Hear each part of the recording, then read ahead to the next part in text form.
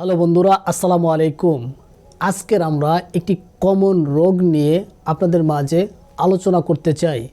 আজকের পর্বে আমরা জানব স্ট্রোক কী, কেন হয়, এর প্রতিকার কী, এর চিকিৎসা কী, এটি কত প্রকার, রোগ নির্ণয়ের টেস্ট কী হতে পারে ইত্যাদি সম্পর্কে আমাকে সঙ্গ দেওয়ার জন্য আপনাদেরকে অসংখ্য ধন্যবাদ। কথা না বাড়িয়ে চলে যাচ্ছে আমাদের আজকের মূল টপিকসে।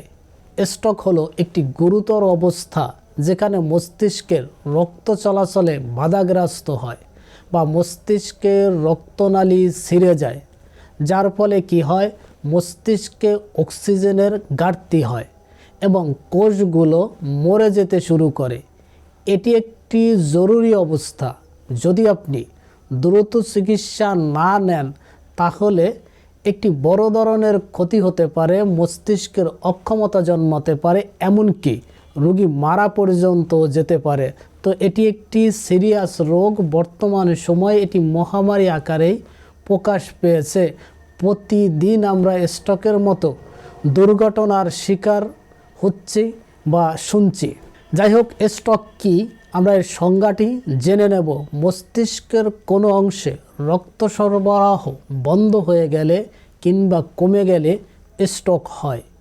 এর ফলে মস্তিষ্কের কোষগুলো প্রয়োজনীয় অক্সিজেন ও পুষ্টি পায় না, অর্থাৎ ঘাটতি দেখা দেয়। স্ট্রোকের প্রকারভেদ। স্ট্রোক দুই প্রকার: ischaemic stroke, haemorrhagic stroke.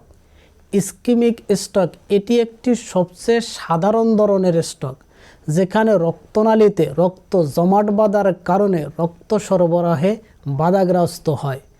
Haemorrhagic stroke এটি ঘটে যখন মস্তিষ্কের ভিতর বা তার চারিপাশে একটি রক্তনালী ফেটে যায় এবং রক্ত প্রবাহিত হয় বা রক্তপাত হয়। ক্ষতি কী? মস্তিষ্ক কোষগুলো দ্রুত মারা যেতে পারে। এর ফলে মস্তিষ্কে একটি স্থায়ী ক্ষতি হয়। কেন হয়?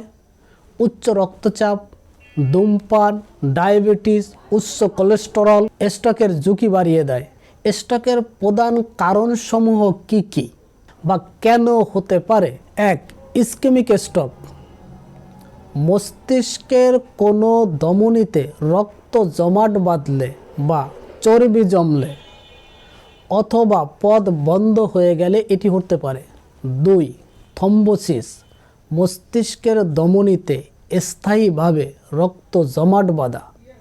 3. এম্বোলিজম। শরীরের অন্য কোথাও থেকে রক্ত জমাট বেঁধে বা অন্য কোথাও থেকে এসে মস্তিষ্কের ধমনী আটকে গেলে। নাম্বার 4. Haemorrhagic stroke. মস্তিষ্কের কোনো দুর্বল রক্তনালী ফেটে গেলে মস্তিষ্কের ভিতর থেকে বা চারিপাশ থেকে একটি রক্তপাত হয়। 5. অ্যানিউরিজম। মস্তিষ্কের দুর্বল ধমনীর অংশ ফুলে ফেটে যাওয়া। অনন্য ঝুঁকির কারণ বয়স বাড়ার সাথে সাথে ধমনীগুলো কম নমনীয় হয়ে যায়, যার ফলে ব্লকেজের ঝুঁকি বাড়ায়। পারিবারিক ইতিহাস। যদি কারো পরিবারে ইতিহাস থাকে স্ট্রোকের, তার জীবনে একটি ঝুঁকি থাকতে পারে। অতিরিক্ত লবণ খেলে, ফাস্টফুড জাতীয় খাবার খেলেও এই স্ট্রোকের ঝুঁকি বাড়ায়। লক্ষণ কি? কি করে বুঝবো যে আমার রোগীর বা এই লোকটির বা একজনের স্ট্রোক হয়েছে? 1. শরীরের এক পাশে হঠাৎ দুর্বল হয়ে যেতে পারে বা অবশ হয়ে যেতে পারে। বিশেষ করে মুখ, হাত, পা, কথা বলতে অসুবিধা হয়। 1 বা 2 চোখে বা উভয় চোখে ঝাপসা দেখতে পারে। হঠাৎ তীব্র মাথা ব্যথা, মাথা ঘোরা, ভারসাম্য ঠিক রাখতে অসুবিধা, বিভ্রান্তির সৃষ্টি হয় ইত্যাদি। চিকিৎসা।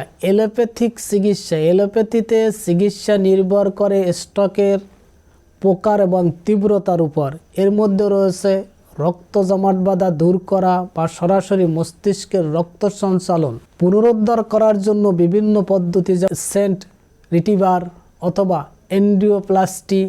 জরুরি অবস্থায় রক্তপাত বন্ধ করার জন্য অস্ত্রোপচার বা ক্রিওনেক্টমি এর প্রয়োজন হতে পারে। অ্যাম্বোলাইসিন নামক এক প্রকার ওষুধ আছে যা রক্ত জমাট বাঁধা দূর করে এছাড়া জীবনযাত্রার মান পরিবর্তন, আকুপাঞ্চার, স্পিচ থেরাপি, ফিজিওথেরাপি ইত্যাদি কাজে দেয়। হোমিওপ্যাথিক চিকিৎসা কি? হোমিওপ্যাথিক প্রাথমিক অবস্থায় আর্নিকা কাজ হতে পারে, তবে যেহেতু এটি একটি জরুরি অবস্থা তাই জরুরি আপনার ডাক্তারের পরামর্শ বা হাসপাতালে বা যে জায়গায় হোক না কেন জরুরি চিকিৎসার প্রয়োজন হতে পারে। রোগ নির্ণয়ের টেস্ট কি করে বুঝবেন যে আপনার রোগীর স্ট্রোক হয়েছে? এর জন্য কি কি টেস্ট হতে পারে? তার মধ্যে বিভিন্ন প্রকার টেস্ট হতে পারে। এর মধ্যে CT scan, MRI, carotid, ultrasound, echocardiogram, কিছু রক্ত পরীক্ষা ইত্যাদি হতে পারে। সো বন্ধুরা, আজকের এ পর্যন্ত। আগামী কোনো ভিডিওতে আল্লাহ যদি বাঁচিয়ে রাখে আবার নতুন করে দেখা হবে। সে পর্যন্ত ভালো থাকুন, সুস্থ থাকুন। আসসালামু আলাইকুম রহমতুল্লাহ।